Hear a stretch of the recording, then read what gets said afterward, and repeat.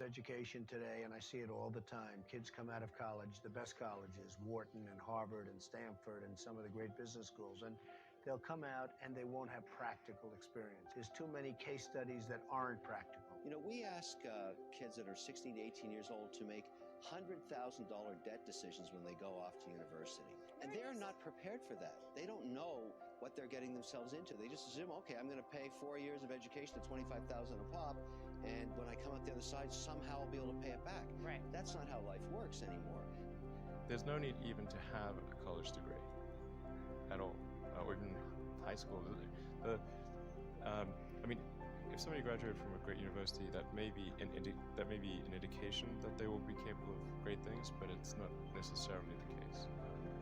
You know, if you look at, say, people like Bill Gates or Larry Ellison, Steve Jobs, these guys didn't graduate from college. But if you had a chance to hire them, of course, that would be a good idea. I think having the flexibility to explore a lot of different things, which you can do when you're in college, which is one of the amazing things about being in college, is you can work on all these hobbies and code a lot of stuff and try a lot of different things. It's this amazing flexibility that I think most people take for granted. And once you decide, okay, I'm going to start a company and I'm going to do it with someone else, you immediately now need to convince someone else if you want to change your mind on something. And I think people really undervalue the option value and flexibility. I think explore what you want to do before committing is really like the key thing. And keep yourself flexible. And no, I think that's. I agree. Yeah. I mean, it's actually kind of funny. You know, if you think of like what is education, like you're basically downloading data and algorithms into your brain, and it's actually amazingly bad conventional education. It's like it shouldn't be like this huge tool. You know, someone standing up and kind of lecturing people, and they've done the same lecture 20 years in a row. Not very excited about it, and in fact, I think a lot of things people learn probably there's no point in learning that because they never use it. Because a lot of kids just in school kind of puzzled as to why they're there. The people who are doing the work that we care about are figuring out what to do next, not following the person who told them what to do next. And the problem with most colleges is they are high school, but with more binge drinking. The entire purpose of a good university is to give you a foundation to fail, not a foundation to get an A. And if you graduate from college with straight A's, you have to do some serious soul searching as to why you chose to spend your time doing that. A students work for the B students, the C students run the businesses, and the D students dedicate the buildings. It's like the newspaper industry, right? More printing presses, more big buildings, right? Makes us look grander. We have brains that we're putting them out there. There's a point of diminishing returns in terms of what it's worth for a college education and how much debt you're willing to saddle yourself with. A lot of people follow. A lot of people are followers. Generally, if not, we'd have problems. We have too many entrepreneurs. We have too many successful people. Like, look how many people go through business classes. If everything you needed was in that actual business class, in that book, it'd be too many successful business people. Right. How many people graduate? Matter of fact, the professor wouldn't have the time to sit there and teach you. That knows this book damn near verbatim, page by page, he knows it, right? Because he'd be an entrepreneur. Yeah, he's too busy. I'm doing way too much right now because I got the palm trees and we selling so much of the stuff that I'm doing that I ain't quite got time to teach no more class right now because I'm winning. And so when you walk into a boardroom with a bunch of guys in suits who all went to college, you're fine. Yeah, I mean, because they read a bunch of words. I've lived a bunch of life. Well, that's true. Their law degree doesn't intimidate you, in other words.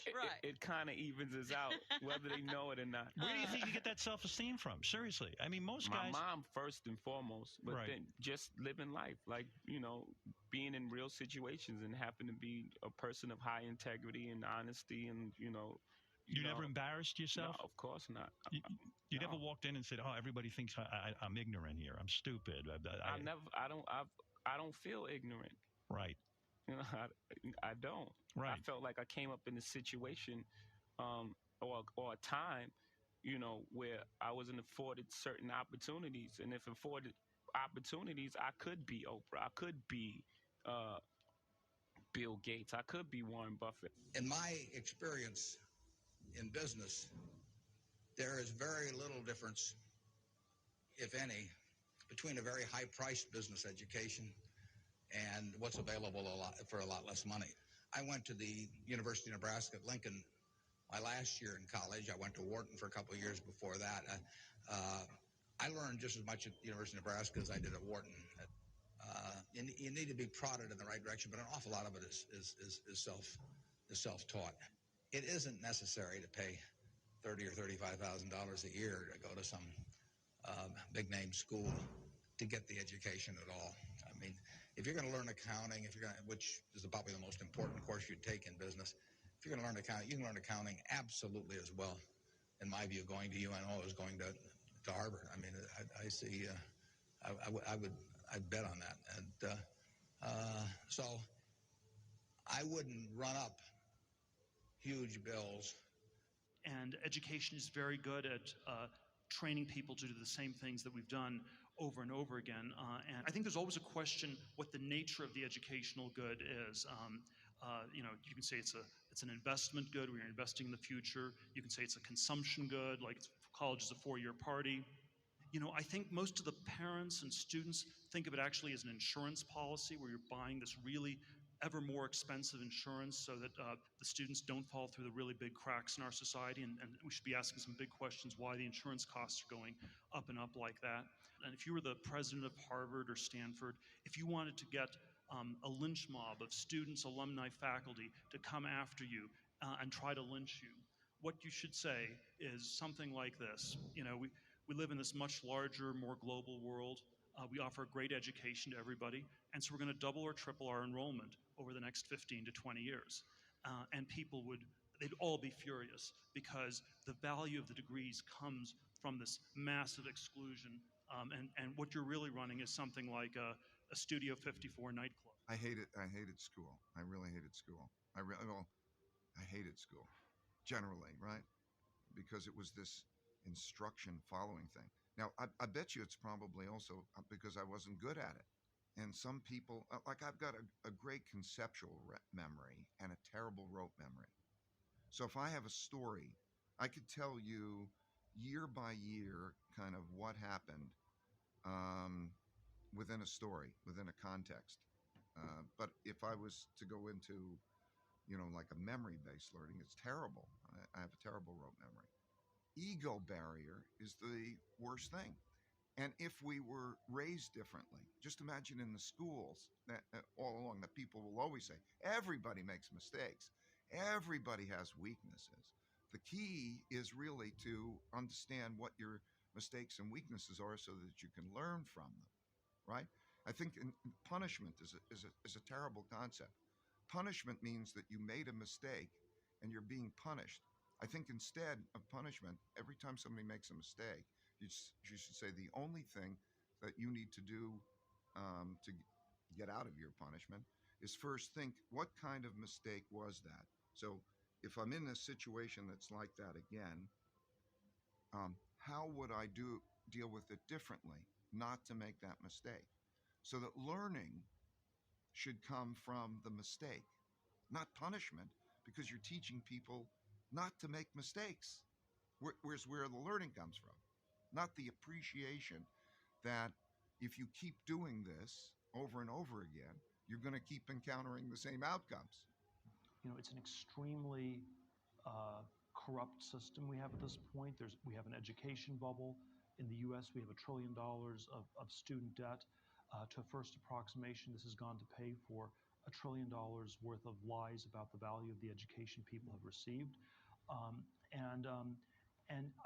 It's not at all obvious yet, though, what's going to replace this or how it's going to change.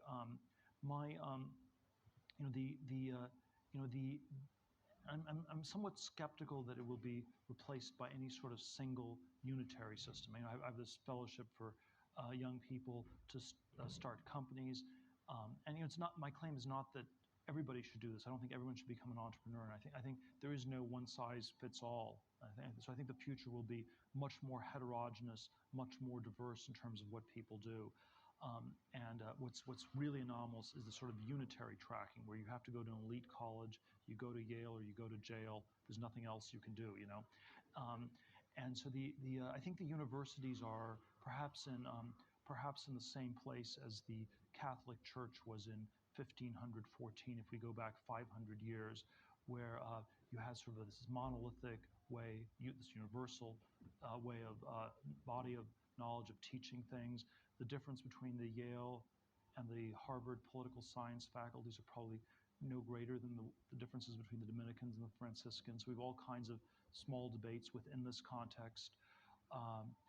We have a system of indulgences that's costing more and more to support this priestly or professorial class of people. We are told that it's the only way to salvation.